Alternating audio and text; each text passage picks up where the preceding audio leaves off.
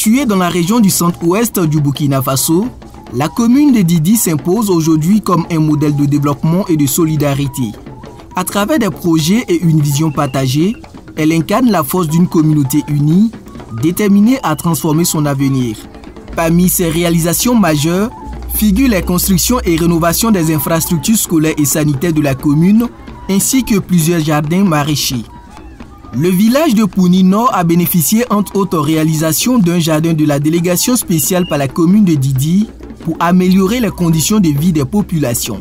Il s'agit de la réalisation d'un hangar, d'une cuisine avec un magasin et des toilettes publiques. Des réalisations faites afin de doter la commune de structures durables, capables de répondre aux besoins immédiats des habitants, tout en préparant l'avenir. Ça c'est l'hangar, et ça c'est les deux bâtiments, ça c'est la cuisine, et puis c'est un magasin. Et ça c'est Wézé, ça aussi c'est des portes aussi. Pour soulager ici. Vraiment, ça va nous arranger beaucoup, puisqu'il y a des enfants, ils n'ont pas plate pour l'école. Et puis, bon, comment même le gouvernement disait qu'on doit prendre les enfants là beaucoup, nous, on a un grand souci. Il y a des enfants, ils n'ont pas place pour l'éducation. Comment la commune a fait ça là, vraiment, c'est très très important pour le village. À l'école de Kouadir, où 392 élèves sont inscrits, la communauté villageoise a longtemps fait face à de nombreuses difficultés jusqu'à la réalisation d'un nouveau bâtiment scolaire et sanitaire. Avant cette construction, élèves et enseignants évoluaient dans des conditions précaires avec des abris en paille qui ne garantissaient aucune protection durable contre les intempéries. Malgré les efforts de l'association des parents d'élèves qui l'année précédente avait tenté de construire un bâtiment, l'initiative s'est soldée par un échec. Le bâtiment s'est effondré en accentuant les difficultés rencontrées par l'école. La construction de ce bâtiment, en tout cas, va beaucoup soulager en ce sens que les enfants dans une salle, ils ne sont pas distraits. Les élèves, tout comme les maîtres, ils travaillent dans la quiétude, ils ne sont pas distraits, ils suivent, participent correctement aux activités pédagogiques qui se déroulent dans les classes. Les parents étaient vraiment dépassés. Ils étaient contents de constater que ce joyeux était en tout cas fait pour le bonheur de leurs enfants. Au fil des années, l'école B de Didi a elle aussi connu une amélioration des infrastructures qui sont passées de quelques salles de classe à un ensemble plus structuré. Cependant, un problème essentiel persistait, l'accès à l'eau potable. La seule pompe disponible dans la zone est utilisée par toute la population, ce qui a rendu l'approvisionnement difficile pour les élèves et le personnel éducatif. Aujourd'hui, la commune a fait des efforts pour remédier à cette situation. Je dirais d'abord que nous avons les bâtiments qui sont là. Et nous avons aussi la pompe, c'est juste derrière nous. C'est l'unique pompe dans le rayon là ici qui sert véritablement aux enfants. Et je crois que ce forage-là a en tout cas contribué beaucoup à améliorer en tout cas nos conditions de vie à l'école ici. Consciente des défis liés à l'accès aux soins, la mairie de Didi, avec l'appui de la communauté et des autorités locales, a mis en place un centre médical en mai 2024.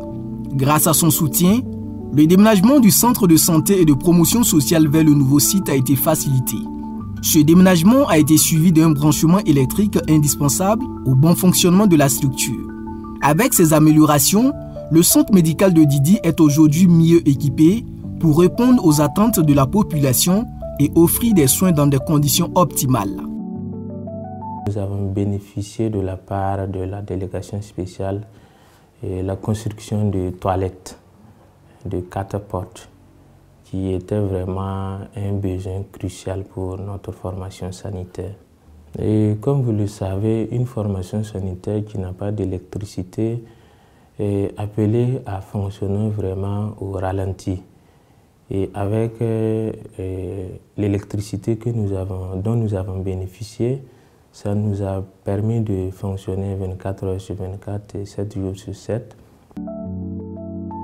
À Didi, le développement agricole et l'autonomisation des populations sont aussi au cœur des actions menées en partenariat avec la commune.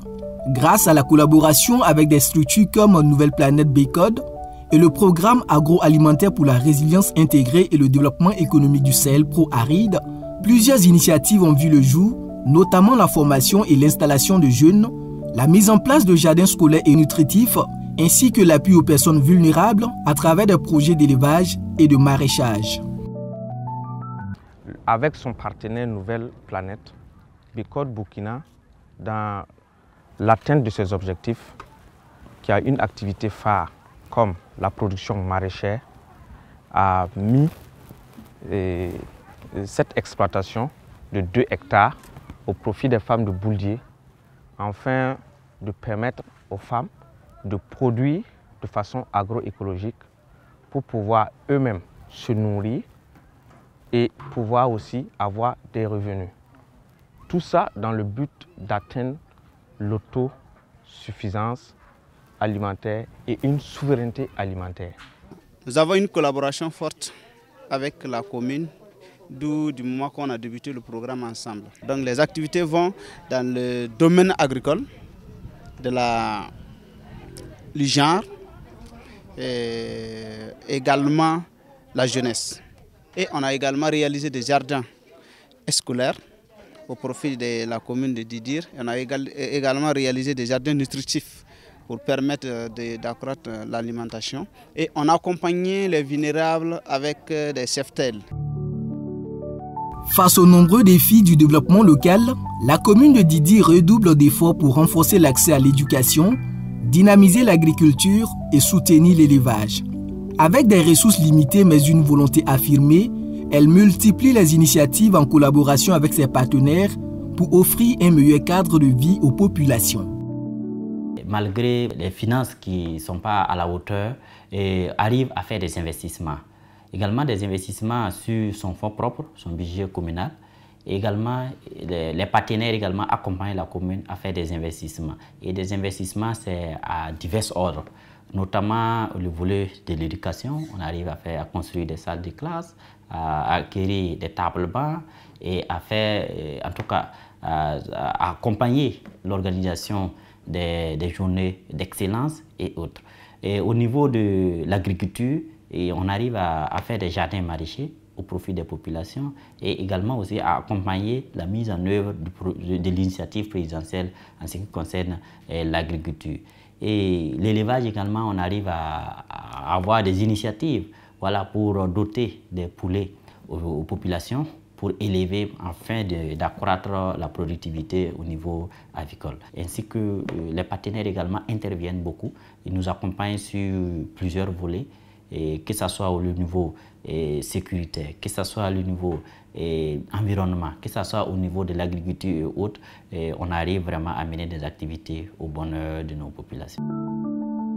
Bien que la mairie de Didi ait amélioré les conditions de vie des villageois, les bénéficiaires estiment qu'il reste encore des besoins importants. Parmi ces besoins, la construction de salles de classe supplémentaires et la fourniture de matériel pédagogique sont primordiales pour permettre aux élèves d'étudier dans les meilleures conditions possibles.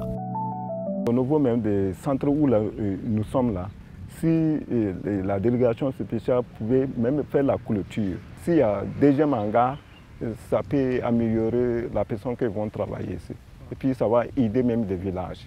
Il y a que les tables bancs ne sont pas en bon état. Les élèves se débrouillent comme ils peuvent. Quand il y a une leçon à recopier pour la plupart, et même les devoirs, ils sont à terre devant le tableau. Parce que les tables bancs ne sont pas ça, ne sont pas adaptés. Ce n'est pas adapté, ce n'est pas en bon état.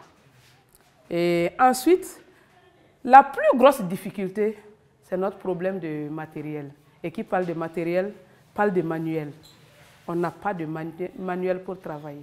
Et si vraiment on avait de l'énergie, si on avait de la lumière à l'école, ça pourrait nous permettre encore d'organiser encore plus ces enfants-là et les permettre vraiment d'avoir un résultat meilleur. Il y a aussi la clôture. Bon, vous verrez ici que pour pouvoir faire le sport, nous avons des soucis. Voilà, l'école est traversée par beaucoup de routes. Et lorsqu'on est en éducation physique, on fait le sport, les gens traversent. Le centre médical fait également état de plusieurs besoins. Parmi ceux-ci, les infrastructures occupent une place importante. Il faut dire qu'au niveau du laboratoire, nous avons besoin de terrasses, également de carreaux pour pouvoir rendre notre laboratoire opérationnel. Au niveau même du centre médical, il nous manque vraiment l'ombre. Donc nous avons besoin de construire des hangars pour recevoir les patients où les accompagnants puissent se reposer. En plus de ça, il faut reconnaître que nos salles d'hospitalisation sont insuffisantes pour le nombre de cas que nous recevons. Donc en matière de construction, c'est un besoin aussi qui est assez important. Tout en reconnaissant l'ampleur des besoins des populations, le président de la délégation spéciale rassure les bénéficiaires en affirmant que des efforts sont déployés pour y répondre malgré les limitations budgétaires. Il précise que bien que certains besoins aient été satisfaits, ces efforts restent insuffisants pour couvrir l'ensemble des demandes.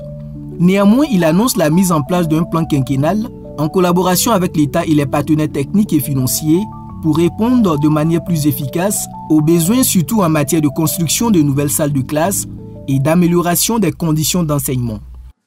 Nous regardons et nous échangeons effectivement avec les partenaires pour accompagner. Et pour ce qui concerne les écoles, par le passé, nous arrivons à acquérir quelques besoins qu'ils veulent, mais ça n'arrive pas à couvrir l'ensemble des besoins. Voilà, parce que les dotations que l'État nous faisait, on arrive à acquérir certains besoins, mais malheureusement n'arrive pas à couvrir l'ensemble des besoins, que ce soit en table-banc, que ce soit même en consommable, notamment les craies et autres. On arrive à acquérir, mais on n'arrive pas à couvrir leurs besoins. Maintenant, pour satisfaire les salles, le manque de classes, nous avons essayé d'élaborer un nouveau PCD qui va prendre en compte l'ensemble des écoles sous Payotte et programmer durant les 5 années à venir et voir avec et l'État et la commune ainsi que les partenaires techniques et financiers, voir dans quelle mesure nous pouvons absorber vraiment ces salles sous Payotte-là. Didi est une commune où le progrès et l'harmonie s'entrelacent et où chaque réalisation témoigne de l'engagement d'une communauté unie. Elle a organisé une journée de redevabilité pour répondre aux préoccupations des habitants et dans un esprit d'ouverture a permis de clarifier les défis à surmonter. Ce moment d'échange a été l'occasion de poser les bases d'une action continue dans laquelle les besoins exprimés deviennent une priorité à traiter dans les limites des moyens disponibles. Malgré les obstacles, la détermination de la mairie reste indéfectible. Et avec l'appui des partenaires et la mobilisation collective, les défis seront transformés en opportunités pour un avenir solidaire et prospère.